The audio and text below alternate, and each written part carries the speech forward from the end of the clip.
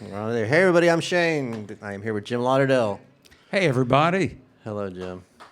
Enjoyed the show tonight. Thank you. Had a great time. There's not usually Thank you people so here when I do this, so this makes me very nervous. No, don't be nervous. These folks that are still here, they're great people. They're the salt of the earth. I mean, these folks that are here tonight, I mean, they're the diehard folks, you know, I'll tell you what, when you go last call, everybody, listen, you can stay, but you just can't stay here. You got to go home. What did you call the people out in the atmosphere earlier? Yes, the people in the metaverse that are... Metaverse. Yeah. That's it. There we go. That's what I was trying to trigger right there. And That's our fancy new lights. You like those?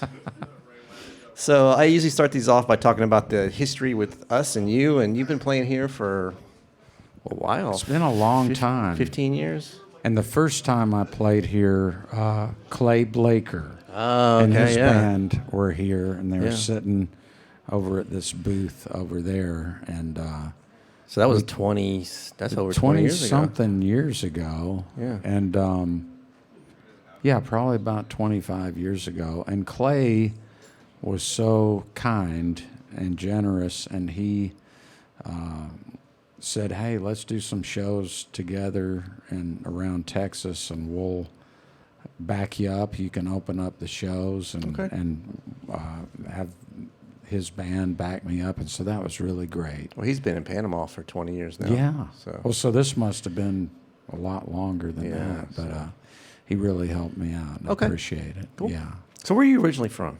North Carolina. Originally. We were wondering that earlier. Yeah. So I'm going to get in these crazy hard-hitting questions I got for you. You ready? Hey, nothing's too hardball for me. All right, well, I'm going to give you a lot of softballs. What was the first record that you purchased with your hard-earned money? Or was it a 45? Well, my sister got Meet the Beatles. Okay. So I probably chipped in a few quarters or something. Okay, for that, so Beatles record. Yeah. That's a good one. We've had some pretty awful ones. Did you know that Smash Mouth put out 3 records? How many? It's 3. Did you know that? Wow, no. Me either. Somebody bought that was their first record, was the 3rd Smash Mouth record. Wow. Yeah, I don't They know. were good. Yeah. Shrek? Yeah. Maybe Shrek appreciated them. What was your first concert? Led Zeppelin. Really? Yeah. right. I was 13, and it was their they were out promoting Led Zeppelin 2. 2? And it was great. Yeah. At the Charlotte Coliseum. Coliseum. $5. Yeah. That's nice. I know people probably ask you your favorite songwriters. Do you have a favorite guitar riff? A favorite guitar riff? Gosh, it was probably Cashmere. something James Burton played. Okay. Yeah. Yeah, he's one of my favorites. Okay. Yeah. So since we are in Halloween time, we'll kind of go Halloween with this. So you have to put a band together. It's going to be Jim Lauderdale and the Ghosts. So your band members have to be no longer with us. Who's in your band? Jerry Garcia, All right. Ron Tutt. Okay. Let's see. Well, let's start with them. Okay. Maybe Thelonious Monk. There you go. On piano. I mean, this can be Lyle Lovett's band. It can be a big band. It can be a little band. Charlie Watts. All right. And Got any backup singers? well, Janis Joplin didn't sing backup, but She it'd be can fun. in your band. It'd be fun to have her. Okay. You know, so yeah. I like your Tammy band. Wynette. That'd Tammy be Wynette, kind of see? cool to have. You know. That's a good band. Is that it? Yeah. No keys? Yeah, no keys, no organ. I'll have to keep thinking about Eddie it. Van Halen can play keys for you, but you don't have to. Or Yeah, I'll have to keep thinking about. Well, Thelonious Monk. Oh, that's true. That'd be cool. That'd be cool to have That's right. him. So, do you have, since like we'll extend with the Halloween thing? Do you ever have a band that kind of scared you, an artist or band, growing up that kind of creeps you out? Well, when I was in the summer between 7th and 8th grade, when we were still living in Charlotte, before we moved to Due West, South Carolina, there was a guy, Chris Abney, and he had the Black Sabbath's first album. Oh, yeah. And I really liked it a lot. And their second record, Paranoid. Mm-hmm. And to this day, I mean, that record, Paranoid, by Black Sabbath, had such a strong effect on me that I'm still extremely paranoid about things. So the first record wasn't creepier to you in the beginning with the rain and the yeah, that was a great record. And the lady, the weird lady on the cover. Yeah. Nobody knows who she is. Yeah. That'd be quite shocking at that point. So I don't know. We have a lot of Marilyn Mansons, but he doesn't scare me. You know, speaking of Marilyn Manson, I had a running bit with some different friends of mine of like, hey, let's think of some band names like that, you know, are kind of just off the wall, nom de plumes you could use for the entertainment world. I'll think of some as we're going, because now I can't. But, you know, like Conway Rasputin or something like that. We can name your band that. Jim Lauderdale and the Conway Rasputins. Yeah. I mean, perfect. So did you have a defining moment in your life that made you want to play music, that you saw something, heard something, or is it kind of...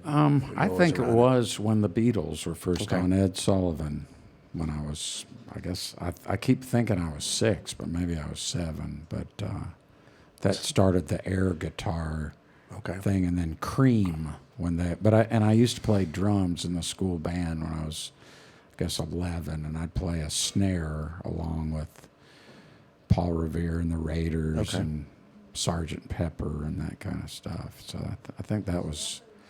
And then hearing this record, Hooker and Heat, John Lee Hooker and Canned Heat, made me want to play harmonica, so I played that for a little while. And then hearing Earl Scruggs play the banjo made me want to play that, and Ralph Stanley. So there's a lot of little moments. Yeah. Different things. Yeah. Okay. So this is a big important question. What do you, Hulu and Netflix, and what are you watching? Do you got any series for us? Do you watch TV? You know what? I'm sorry to admit that I'm such a Luddite that I don't really watch any of those things. But I did see the movie I was mentioning during the show called Fantastic Fungi, about mushrooms. And it was this great... So it's a cooking show? No, it was a documentary about all sorts of things with mushrooms, and it was really great. Okay. But so that's the only thing I've seen on Netflix. Maybe it should be Jim Lauderdale and the Luddites.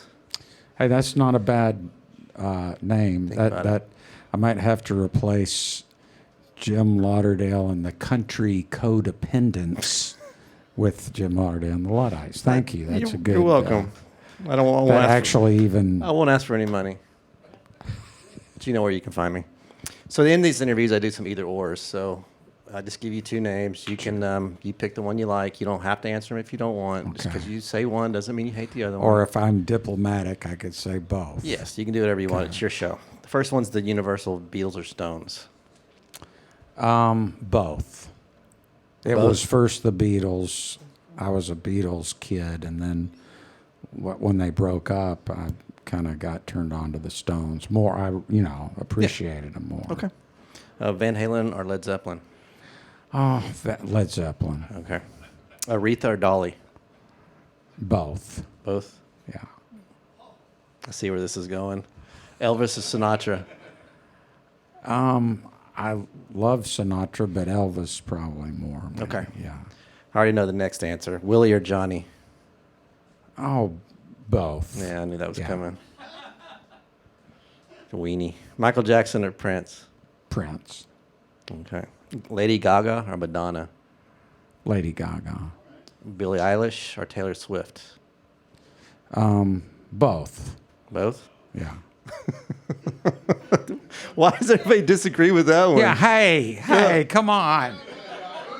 Hey, hey. They're turning on us, Jim. It's because you won't answer the questions. Wow, how quickly the audience They've turns turned on me. us. Well, they've turned on you. I think I'm doing a pretty good job. It's okay. These are my people. All right, I like to ask the country Americana singer-songwriter guys. The next one's Soundgarden or Pearl Jam? I guess Neither? Pearl Jam. Okay, that's not a great answer. Yeah, thank you. I'm winning them back. NWA or Beastie Boys? I mean, both.